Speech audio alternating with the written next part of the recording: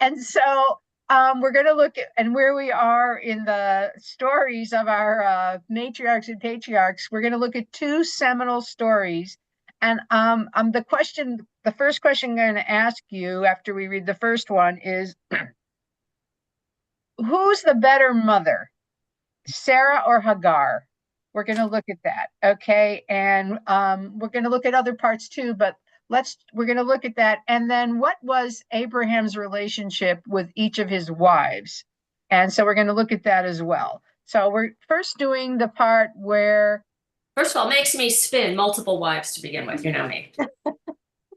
Yeah, I do know you. But in those days, but the way he well, let's take a look because let's see, here we go.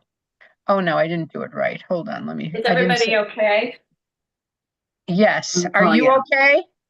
Oh, I lost a house, but not the house I live in, but I lost my house and I was selling it. Which house? Where was it? Galloway in the Palisades. Oh, I'm so sorry. The whole neighborhood is gone, right?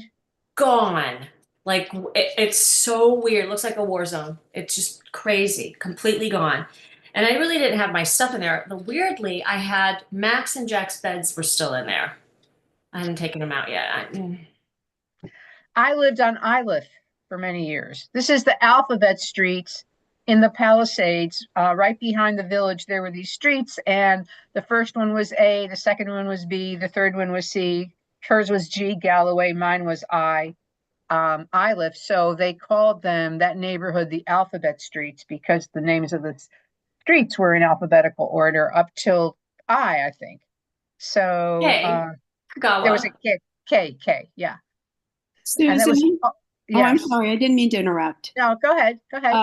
Does anyone know if Swarthmore and the shopping center, the center of the Palisades on Swarthmore, etc., were all gone? I thought it's gone. No, the Caruso thing is still standing. The Caruso thing is standing. But all of the stores, like when you go down Swarthmore, CVS, Beach Street, Gelson's, Walker, that's all gone. Gelson's is that the village area? Yes. Yeah. Ralph's is gone. Gelson's is gone. My vet's gone. Is that the library? The library. And 3 elementary schools. And that's right. Pally High. Pally is damaged, yeah.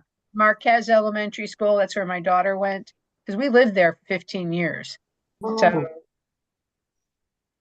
it's a loss for all of us. It's a big loss. Huge, yeah. Okay. Let's distract ourselves. Wait, sharing is not turned on. How do I turn on the share? The host isn't allowing. Hannah. You can share now. Oh, thank you. Share. Thank you so much. Okay, here we go. All right. So this is after we talked about the destruction of Sodom and Gomorrah, and I just want to remind everyone that Abraham argued with God about the destruction of Sodom and Gomorrah all the way down from 50, what about 50, what about 45, all the way down to 10 people. And God said, okay. And Abraham felt comfortable enough to argue with God about this. I think we need to keep this in mind. Okay, so now we're going to finally, after all these blessings and promises and announcements, Sarah has a child. So Lori, why don't you read? From the top? Yeah. Okay, now the Lord was gracious to Sarah, as he had said, and the Lord did for Sarah what he had promised. Sarah became pregnant and bore a son to Abraham in his old age, at the very time God had promised him. Abraham gave the name Isaac to the son Sarah bore him. When his son Isaac was 8 days old, Abraham circumcised him as God commanded him. Abraham was 100 years old when his son Isaac was born to him. Okay, so I'm just going to stop. So first of all, that's why to this day we do a bris on the 8th day from this text. It's so interesting how we'll see these stories of these texts, and then traditions or customs or laws are based on it. So that is why Jews circumcised when Isaac was 8 days old. The tradition among Arabs and Muslims was to circumcise when? Because how old was Ishmael? We read it last week. Does Puberty. anybody remember? Yeah, How old? 13 or puberty. 13. And so they actually, though I've heard from more modern Muslims that they don't wait till the kid is 13, they do it when they're born because they don't want to do that to a 13-year-old. Yeah, right. Abraham was 100 years old. So how old was Sarah? If Abraham was 90. 90. So who was it who said to me, somebody said that you should count. I thought it was interesting that every age is really half the age. Like there's 2 years, it's the year is doubled so that she would really be 45, but he would be 50, but we don't know. We're going to do it the way the Torah says, the text, that he was 100. And Sarah said, what? So Susan, read this. Why is it 8 days? I mean, it says it here, but is there a reason he chose 8 days? Did God tell him on the 8th day? I don't recall. No, there's no just- reason. I guess, actually, I guess I had read a midrash, I believe, that it was one day past the day of creation. Right. So it's like the 6 days plus Shabbat, and then one more day after creation, so that, and you're not considered, I guess then you're considered a member of the community or a viable or whatever. So it's like, I think it's something to do with it's a one day past the 7 days of creation that we now do this, but we don't wait any longer. So that's what I think it is, which is interesting. Yeah, Yeah. I heard that too, and some have it considered the 8th day, the 8th of human creation, that we have to start creating. So maybe that relates to it. Oh, that's interesting. Like God rested, now it's up to us. So take it away from the 8th day on. It's up to us to be the creators. Right. Beautiful. I love that idea. Okay. So, Susan, why don't you read? Okay, so Sarah. I have to attribute it to Revital, who was teaching a class on that. She was at AJC too. Revital Huh? Goldberg. Okay, Sarah said, God has brought me laughter, and everyone who hears about this will laugh with me. And she added, who would have said to Abraham that Sarah would nurse children? Yet I have borne him a son in his old age. Okay, so first of all, Yitzhak or Isaac means laughter or laughing. So they named him the name that Abraham laughed and Sarah laughed at the idea that they would have children. But there's this midrash that's so interesting. I'm going to stop share so I can tell you about it. There's this midrash that this is the midrash, wherever they lived in the community, because I don't understand, it wasn't a town. It was tents. So maybe there were an oasis or there were other people, obviously. Everybody, according to the midrash, didn't believe Sarah gave birth because she was so old. And they said, oh, it's really Hagar and she's lying. It's not really her child. And so there's this midrash that Sarah went into the town square or whatever, and she nursed Isaac. You can't nurse unless you have given birth. And then she nursed all the newborn babies that were there. She had an abundance of milk. This is the midrash, which the rabbis wrote. And anyone who drank from her breast milk either became a prince or a great scholar, or a great prince and warrior or a great scholar. So she had magic breast milk, according to the midrash. That's amazing. However, what's interesting is that Isaac himself was not a remarkable person in any way. So, I mean, I don't know why it didn't work for her son, but it worked for other people, according to the midrash. But there's the implication that she nursed, and that, it's like, the message is what? God can make you fertile or abundant at any age. And there's also this idea that she never really aged. Another midrash said God rebuilt her womb in order to give birth because she was so old. There's all these things, but maybe there's a subliminal message that, well, this is interesting. I have a friend, you may remember her, Dr. D, Dr. Diane White. Sure. Yeah. Right. She's, the singer, beautiful, a very, very religious person, a very devout Christian, totally believes that Jesus guides her life in every way. And when she has a dilemma, she says, I need to pray on this. And she prays and she asks for guidance. And this is how she lives her life. She's a beautiful human being. And she and her husband were looking for a house to buy for years, but they couldn't find anything in their price range. And finally, after 14 years, they found a house. And she said, I'm so happy God gave me this house. And I thought, if you look at this, like the message is, if you keep believing and you keep praying, it could take a really long time, but your prayer could be answered. I mean, Sarah was waiting how long? Since she was in her 20s, maybe 70 years or younger, more, 75 years to have a child. So maybe there is this subliminal message if you choose to believe that way. Whenever something comes your way, it's in God's time and it's a gift from God. And she lives I admire that. I thought something much more practical, but of course I wouldn't say anything to her because I really admire and think that's a beautiful way to live. And that's how she lives. So maybe also this is saying, you have to continue to believe and have faith, and eventually things will get better, or things will, God will answer your prayer. Okay, so wait, what is this? I should say that was also in a reading of Rabbi Jonathan Sachs that I read about patience and perseverance. And that being important in Judaism. Now, your friend wasn't Jewish, but that is a trait that he found admirable, but eventually. Well, I mean, I think this is an example of that. Abraham and Sarah waiting and waiting for their child, Right. never abandoning God or whatever. Right.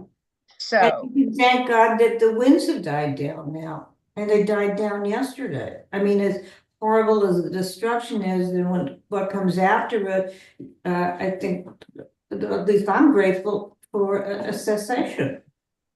well, also what's come after it is an unbelievable opening of the hearts of people in the city. It's awe-inspiring, the kindness and the generosity that people have, exhibited and just shown up in a way that is amazing. And I hope we can keep that going.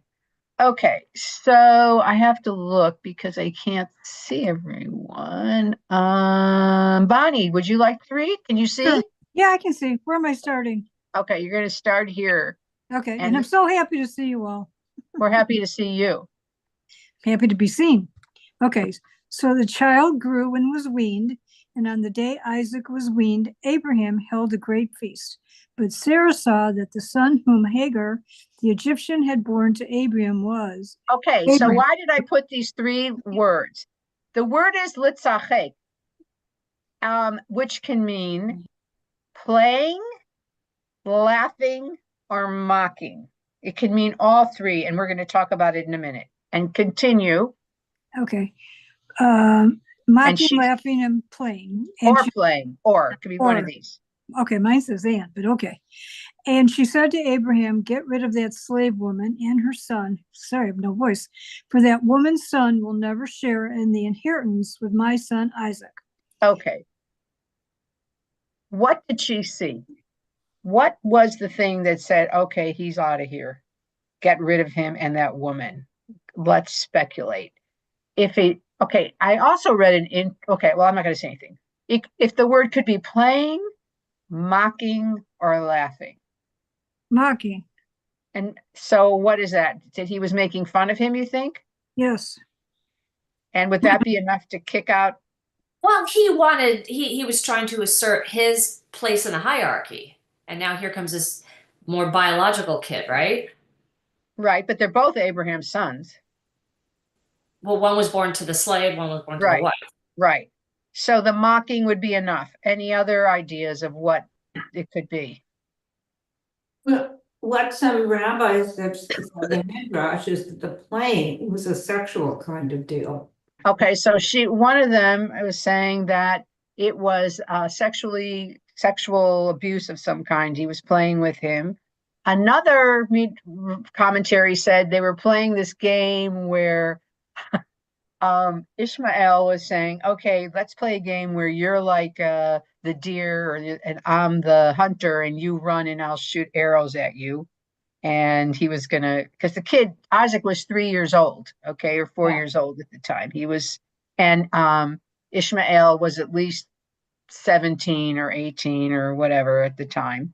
So there's that possibility. There also was this idea that the word Litzachek also comes like Yitzchak from the similar word, that he was acting like Isaac. In other words, he was acting like he was the heir or the one in charge or who was going to inherit everything. So she saw that because her comment is that boy is not going to inherit. He's not going to be the heir of Abraham's property. So is it he was acting like Isaac is him? So whatever it was, she said to Abraham, get rid of that slave woman. And, she refers to her as a slave woman to make sure we understand the hierarchy and the status between the two of them. And that boy. What do you think Abraham should have done? What do you think? Aaron, you can jump in anytime. Or anyone else. What do you think if she said, get rid of him, this is his son too? It's kind of like a step situation. Mhm. You could think about, though the wife isn't there, like you marry a man and he has a son and then you have a child and suddenly the older child is tormenting or not behaving in a way that you find threatening to your child. Well, how do you think? Bonnie, you raising your hand? No. Oh, anyone have an opinion about that? Oh, I do. Okay. Let's hear it. I think Abraham needed to step up and say, he's my child, I'm not kicking him out. But then he needed to talk to the child and said, this is your brother. None of that in this house. Okay. Any other thoughts about how he should have handled it? In other words, he should have said, back then he was the guardian of the house. So Right. That's right. Yes, Lori. Well, I also think he should have said to Sarah that this is my son and he's not going to be treated any differently in our household. Right. Okay. And yes, Susan? Yes, well, I'm going to be the odd person out here. I think that Ishmael had to go. If we're reading the Hebrew Bible, I know the Muslims do too, as an earlier basis, but Sarah was correct in the fact that her child was going to be the legitimate heir to Abraham. And if Isaac was tormenting or playing with his bows and arrows, or If Ishmael, you mean? If Ishmael. Ishmael, did I say? You said Isaac. Yes. Oh, yeah. Then they haven't read child guidance books then, and how to and how to speak nicely to people in the family. It's out, and either Abraham does it or she does it. So in some respects, he's deflecting the responsibility because it is his son. I don't know, more difficulty, but Sarah could kick her out. Well, okay. He could have been doing something wrong. He just could have been playing a little rough. He could have been, an older brother. We don't know. We do know this. Years later, which we'll look at, when Abraham dies, Ishmael and Isaac stand at his funeral together, side by side. Right. So, but she says, get rid of him and let's see what well, some of you know. And the Midrash also suggests that Keturah, who was Abraham's wife after Sarah died, was actually Hagar. Hagar, yes. Well, they like that. Okay. Susan Janol. Yes. The matter distressed Abraham greatly because it concerned his son. But God said to him, "Do not be so distressed about the boy and your slave woman. Listen to whatever Sarah tells you, because it is through Isaac that your offspring will be reckoned. I will make the son of the slave into a nation also, because he is your offspring." So I love it. Listen to what Sarah tells you. So Abraham, interesting.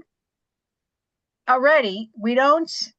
So, okay, read one more. Go ahead. Early the next morning, Abraham took some food and a skin of water and gave them to Hagar. He set them on her shoulders and then sent her off with the boy. She went on her way and wandered in the desert of Beersheba. Okay. First of all, he argued for Sodom and Gomorrah. What does he say when God says, send your son out into the desert? That's my first question. Second of all, how rich is Abraham? And what does he give this woman and child to go into the desert? Bupkis. He gives them bupkis. He gives them nothing. He could have loaded them up with camels of food and water and gold and jewels or anything, and he doesn't. So, I mean, great question. You never thought about it before, Susan? No, it's a great question. Yes. Even if he's listening to God, so what is this telling us, or what do we get out of that about Abraham, about Hagar, about slaves, about class? Well, he's very dismissive of her in a way, if that's the right word. I mean, it's like, go ahead, goodbye, see you later. I mean, it's. I mean, if we examine Abraham, he's always considered, this holy, sacred leader of the Jews. And he is in the world, but to his family, he seems clueless and a little out of touch. And I've never seen any discussion about this anywhere where they point out that he gives them so little, just a skin, and wandering in the desert with a skin of water and nothing else. And is this supposed to be like, just like, well, God will take care of them? God will provide? I think it's really disturbing. There's a lot of stuff regarding leaders that we're supposed to revere in Judaism, Abraham, David, and they're so flawed. So flawed. And this obviously is an important point because it's stated. He gave them just a little bit of food and the skin of water, and that's the end of it. And so it's not like he sent them off and it's left to our imagination. I mean, we're told they got nothing. So it's interesting that I agree. We're talking about it and we're expressing that we think it's wrong. And so it's perhaps going to stimulate us or remind us never to do that ourselves, because we can put ourselves in Hagar's shoes or in Ishmael's shoes and say, well, how could they do that? And Sarah doesn't seem to care. And yet it reflects the indifference so much of people to the other, to those that aren't like their family or their tribe or their people. People are not as empathetic, or they don't see them in the same level of humanity. Even they don't see them as human as our own, which is heartbreaking and very much part of human nature. I mean, I don't know if any of you have been reading this. It's been making me so upset. The New York Times, they were talking about the people in Altadena who lost their homes. And they wrote, like, unlike the Palisades where people have nannies to take their children to school, the people of Altadena, are living on people's couches. And I thought, the people of the Palisades are living on people's couches. The people in the Palisades are devastated. But there was this scorn toward people who were wealthier. And yet so many of these people worked their guts out to afford those homes and worked like dogs for years to buy and fix up their houses. I mean, isn't that the dream? And there was this, they're rich, so they don't suffer. Susan, I Very agree with you so cynical. much. Excuse me for interrupting. Thank you for saying that. It's so out of touch emotionally because we're all human. We're all people. They think that celebrities don't have any feelings. But most of them aren't even celebrities. There But are I'm some just saying, right. celebrities, but exactly, everybody is the same in God. We're all the same. that's But these right. people with their attitude against the hating the rich and not having empathy and sympathy for anybody who loses their home, no matter whether they have money or not. But I understand what you're saying. I totally agree with you. Exactly. I mean, in the alphabet streets, those were little houses, little, most of them. Anyway, so I mean, it is shocking that Abraham. Okay, so let's go on to Hagar now, and let's. So, Because my question is, what kind of mothers? Who's the better mother? Susan, I just want to just continue with what you had said before. I get it, and I agree with Leslie. I have been disturbed throughout of the shortcomings of some of the major patriarchs. But I'm also wondering, I'm thinking, how can I reconcile that? Perhaps what you had said to just piggyback on that, it could be too, because later on, it said over and over again in the Torah to be kind to the stranger. So some of that is a rectification in the growth of Judaism towards failings of the patriarchs and matriarchs. So maybe one could look at it that way. I agree with you, and okay, I'm going to come back for a second because perhaps all of that is written. It's like, how are you treating your slaves? Okay, now you're going to be slaves because now the rectification had to come through the whole nation became enslaved. And then it was, now you know what all it feels. So remember the stranger because you were a stranger in the land of Egypt. Remember the slave or whatever. So it's like almost human nature are saying until we experience it ourselves. I mean, this mistreatment of this slave and this son, actually, perhaps that is an echo into the Al-Qaeda when now God says, well, all right. I mean, the story, what's God? The story is you gave up this son. How about this son? You know That's what I another mean? great point. You know what I mean? So maybe, so that's why I'm trying to look at both of these stories How do to you say compare? how what? I mean, I know people compare, but it's not in my head, it's not right to compare. Everybody's got different What are you talking issues. about? Compare what? Well, when you say, you give up one son and not the other, or get rid of this son or whatever. I mean, I don't know how you can say, how anyone can say, I don't know how you can say one's better than the other or not. Well, I'm not saying that. I'm saying that No, Abraham gave up one son and then he was asked to give up the favorite son, which he did, Yeah. Right. And there's commentary. If we don't get to it this week, we're going to get to it next time. How he wasn't supposed to give up either son. Right. There's thought. I guess that's what I'm implying. Right. How do you make a decision to do that? As a father, you mean? I don't know how you could. I mean, and I know people in this day and age who say, well, one son behaves better than the other one, or they'll put the son that doesn't behave that well into some kind of school to teach them to behave better. Somehow it's something that I think you have to work on. I had an uncle. Oh my God. And he had a wife and he had one son, whose name was Harry. And his wife died when he was 12. The boy was 12, my cousin. And he married another woman. And the woman didn't like the boy. And the father put him in an orphanage. Oh, What? Yep. Oh my Put him God. in an orphanage, ruined his life. The guy was ruined for the rest of his life. It was destroyed him. And because the wife said, I don't want him here. And he put him in an orphanage. So that's like in the 20th century. Yeah. So we're looking back when children were property. children were property. I mean, I was reading about, the Romans, they would expose the Spartans for sure, the Greeks, a child that had even the slightest malformation, they killed or they exposed or they just left him on a mountainside. And they,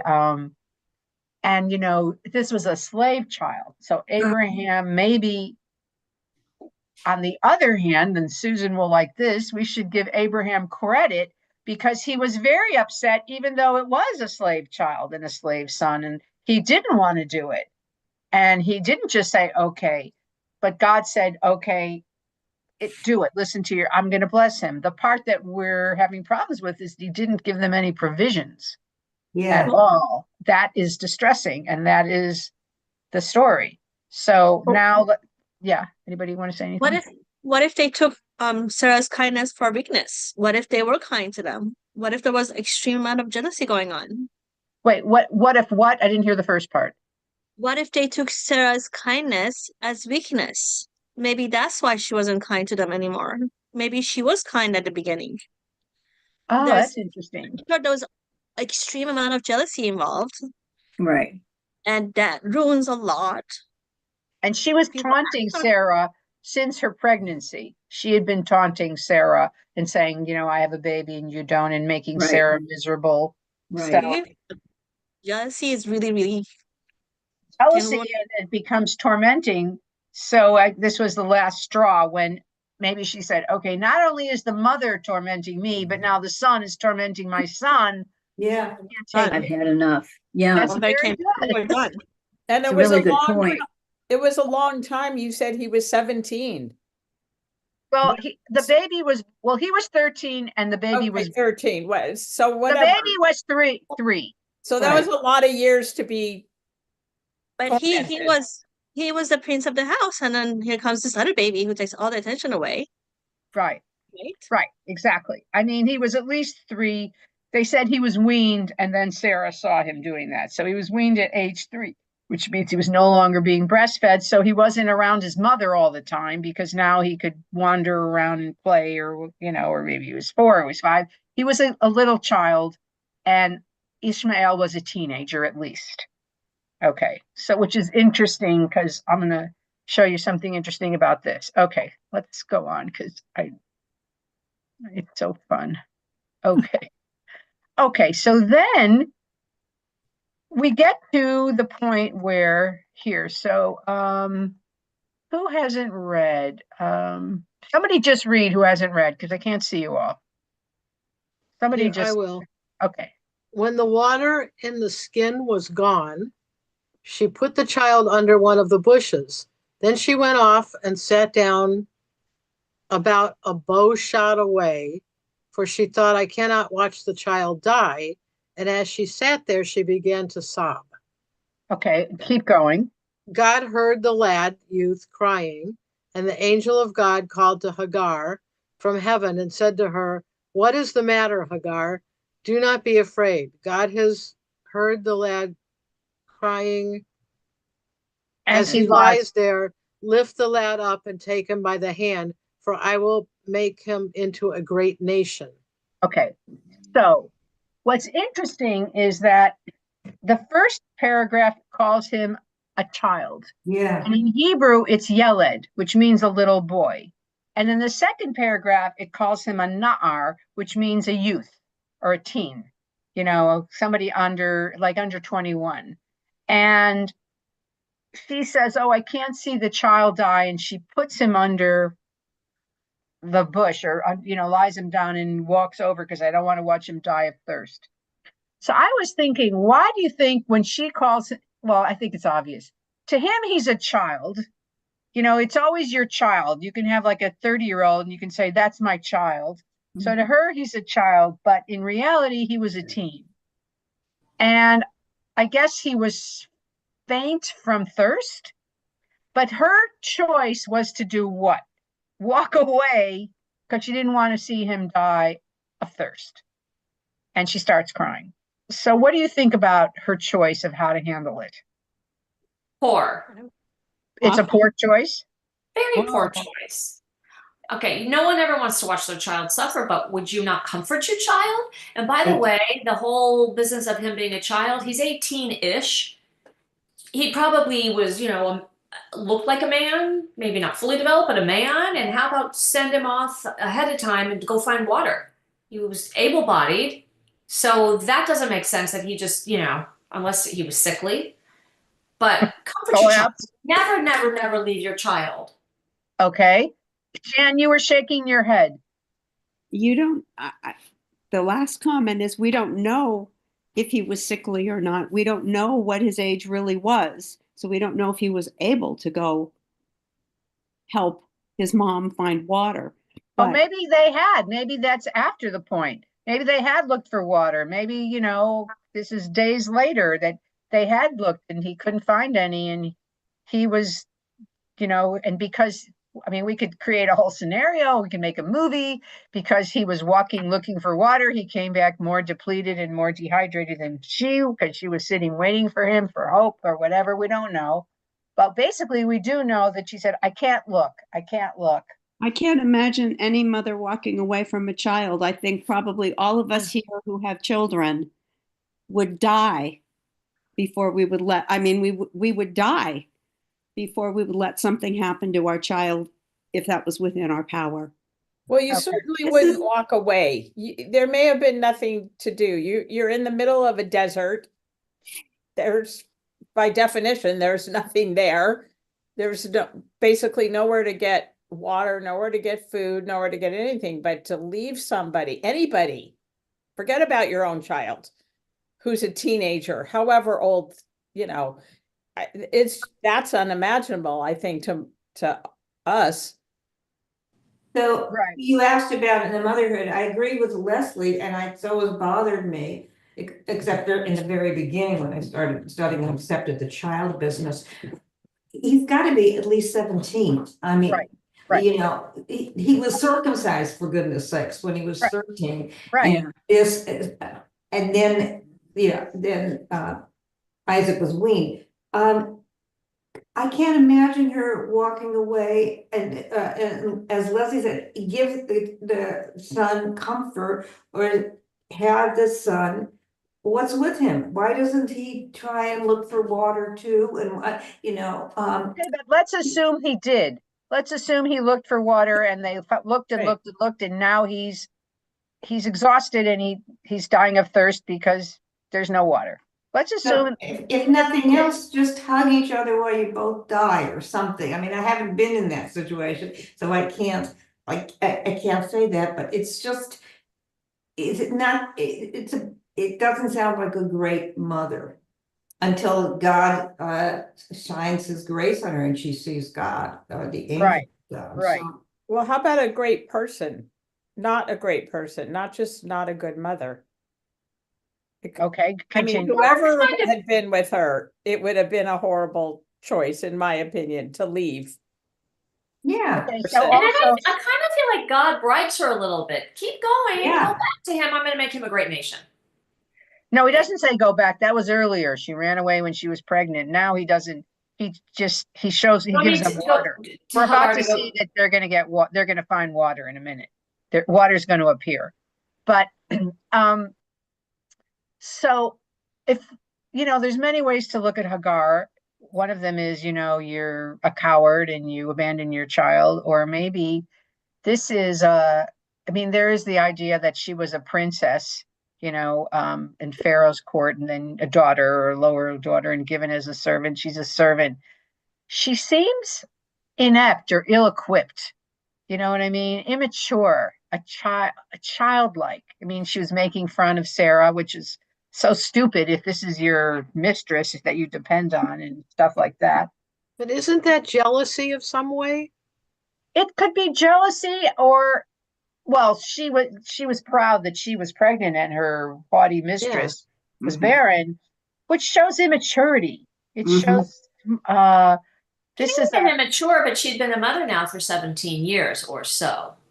So it wasn't like she was just became a mother and didn't know what to do. Yeah. We know people who are 65 and 70 who are childlike and girly and immature and not able to handle things and sheltered and whatever. I mean, if we look as Jewish mothers, we look at Sarah and say, okay, the minute she saw her child was threatened, she kicked the person out. She didn't waste a moment. And then we see Hagar saying, oh my God, I can't look, let him die, but I can't take it, I can't look. That's not an unfamiliar quality in people that we know about or read about or whatever. Not everybody is so strong and like I'm whatever. So, but it's two different kinds of mother, one fragile and weak, it seems, or or fearful, and one who actually laughed at God and said, "Oh, you're really going to give me a baby?" So she is a totally different kind of woman, and also a princess. She was also, Sarah means princess, and Sarai means my lady or my princess. So, and interestingly, which kind of woman do you think Abraham would have preferred as a wife? The servant. Yeah. The fragile, frail, delicate girl who, and not the strong woman who's been around with him for, how long already, and who knows him in and out and says, get rid of him. And then remember later when you look at their dynamic, it's very funny when Hagar was mocking Sarah, when Hagar was just pregnant and Sarah wasn't. Sarah said to Abraham, this is your fault. Yeah. This is your fault. Why did you let me do this? I mean, she's a tough cookie of a woman, and there's not much that could bring her down. The only thing that does bring her down, we know, is the sacrifice that Abraham was going to sacrifice Isaac, because he dies because of that, is what the Midrash says. But here we see, this still young, pretty probably girl, very frail, and it's like, I can't look. And we've seen those kind of people. There are people who like go and take things, and other people who just they can't handle it. So it's interesting. Yeah. Sorry. Go ahead. It also sets up the situation where God is God and saves the day, basically, again. So, I always think that that's why lots of things are written the way they are, is to prove a point, is to make people fear God, is to make people behave in a way that whoever wrote these books wants you to behave. So there's an example, and then it shows, well, this happened, and now God's going to save the day and fix everything for you. But you have to believe that. You have to believe. Yes, but I mean, I think millions of billions of people for thousands of years have believed that. Yes. You know what I mean? Whether it was God, the gods, Allah, Jesus, they believed that, God will provide. You know that joke, right? You know that joke, that famous joke about the guy, a man's daughter is engaged to a religious Jewish guy, or an Orthodox guy. And the father is not so happy about it. So he calls in the prospective husband and he says, listen, I just want you to know, my daughter's used to a certain lifestyle. She's learned to a certain kind of way of living with a beautiful home, and I hope, just so you know. And he says, God will provide. Hashem will provide. God will provide. He says, well, she had a great education, and you're going to need to be sure to give your children a good education and be able to take care of them. God will provide. And then he says, but, also you need insurance, and she's used to a car, and she's used to vacations, and she's used to a really nice life. God will provide. So the father goes back out, and his wife is there, and she says, so what'd he say? And the father said, he thinks I'm God. That's good, Susan. Good. Anyway, but I do think that people like my friend Diane, like a lot my Orthodox friends, my Orthodox niece, Hashem, it's all in the hands of Hashem. And whatever happens, it's God's will. So we're going to now see what God's will was. And this is a very important story also for the Muslims. Okay, so did I do share? Yes, did share. Okay, so now we're at God heard and he said, lift the lad up and I will take him by the hand, for I will make him into a great nation. Okay, Jen, why don't you read? Am I muted? No. No. Oh, okay. I'm Here. sorry. Okay. Then God opened her eyes and she saw a well of water. So she went and filled the skin with water and gave the lad a drink. God was with the lad as he grew up. He lived in the desert and became an archer.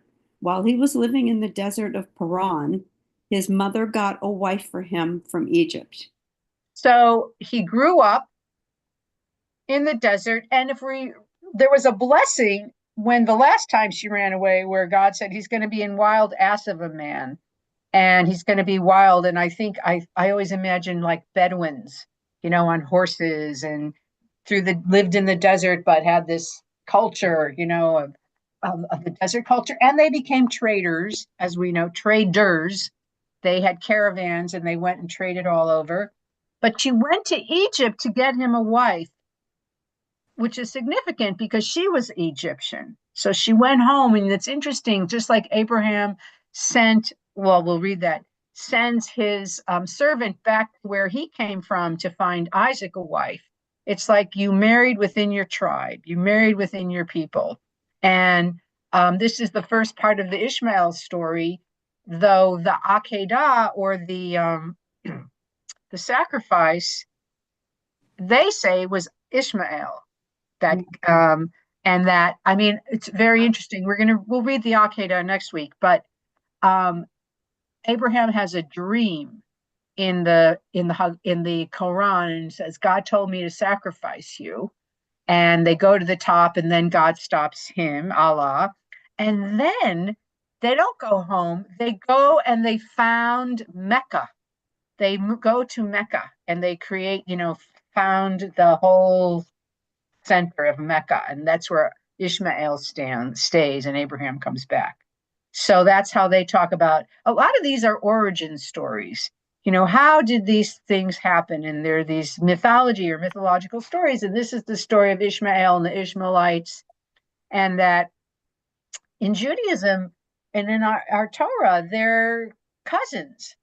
They're blessed. They didn't disappear. They're not cursed. They're always considered kind of neighbor/relations. And later, actually, in the story of Esau and Jacob, Esau has married some pagan Canaanite women, which distress his mother and father. And after the whole debacle where he loses his birthright and Jacob runs away, in order to placate his parents, it says he went and married an Ishmaelite woman. Yeah. And that was considered acceptable, to marry an Ishmaelite woman because she's a cousin. She's related in some way to Israelites, Ishmaelites in Israel. And that's even more tragic, that we are so at odds with a culture that is close to us in many ways. By the way, I don't know if you read that. Looks like there's a ceasefire between Hamas and Israel, and hopefully we'll see some hostages come home, though how many? Amen. Well, they said 33, but they're going to let go hundreds of the criminals. That's all they have left are 33? No. In the first round. 6 weeks, but they're only on Sunday, the day before inauguration, which is interesting. They're letting 3 out. Just 3? On Monday and Sunday. Right. It's 33 It's starting over on 6 Sunday. weeks. It's 33 over 6 weeks? Well, what about the rest of them? Are there any more left, is my question. That's the next negotiation. And they don't That's say it. if they're live people or bonds. Right. You don't know if it's people who are alive or not. There are 3 Americans left, I think. No, 6, I heard. But Right, some are bodies. No Americans on this first release.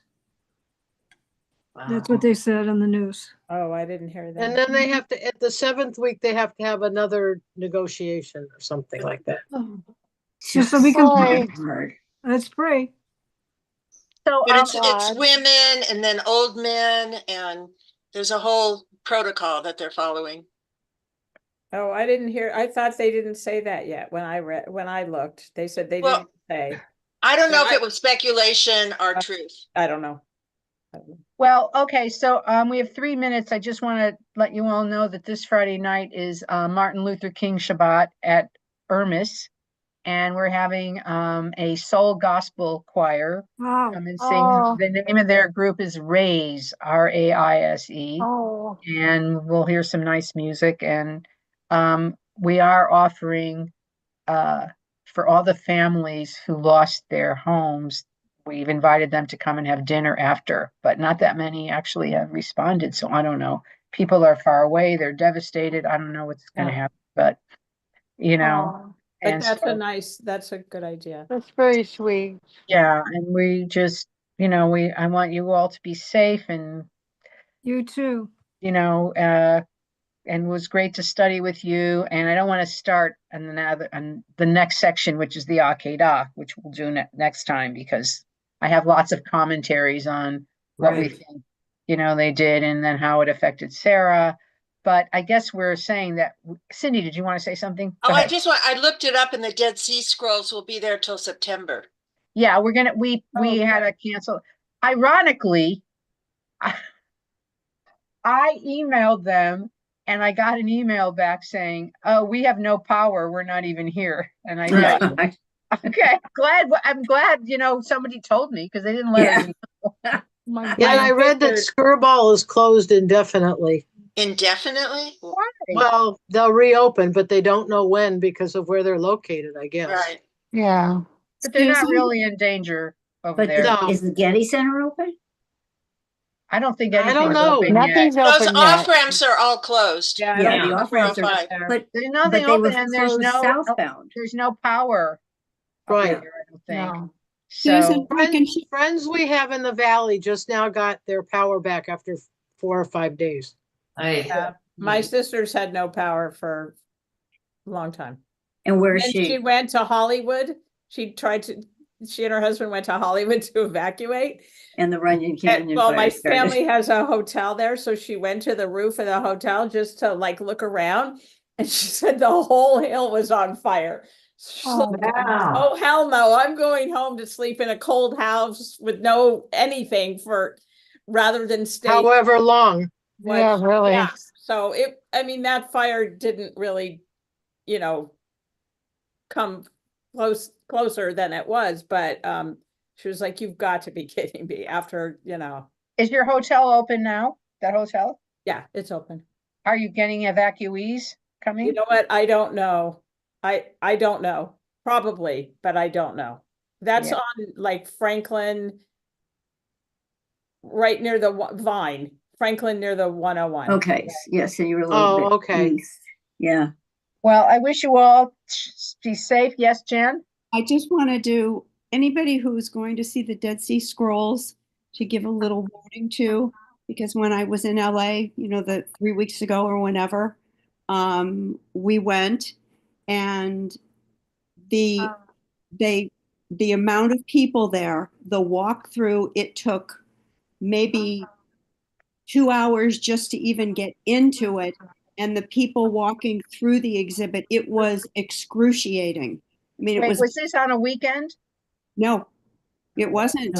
Wow. Yeah, I had that experience too. Really? I'm I- going in a few weeks. Yes, I went with Marnie and with her 2 kids, that were here from Joburg. And I went, and it was absolutely, and we had to park on Presidential Drive, and the shuttle didn't come. We had to walk up It's a Presidential horrible Drive. walk. It All was right, not it's good to know. orchestrated. Just So maybe a it's little better heads to up. wait a while anyway. Wait a So- while. It was like that. We went on the break, and everyone from out of town was there too. And I had ended up after 2 hours never even seeing the scrolls. Oh Oh my, my goodness. thank was you for awful. telling us. All right. Yeah, yeah. I It wanted was to- packed. Okay, Yeah, Lori? I Yeah, I just wanted to say I got a message from a cousin who lived in New Orleans and survived Katrina. And what she said is, I'd really like to stop living in unprecedented times. Oh, really? All right, Perfect. Shabbat Wow. Shalom, everyone. And I'll see you Shabbat shalom. next Thank week. you. This was See you. great. Bye. Thank you. Bye. Bye. Bye-bye. Thanks. Theodore, Bye. Miss Be Campbell. safe. Bye.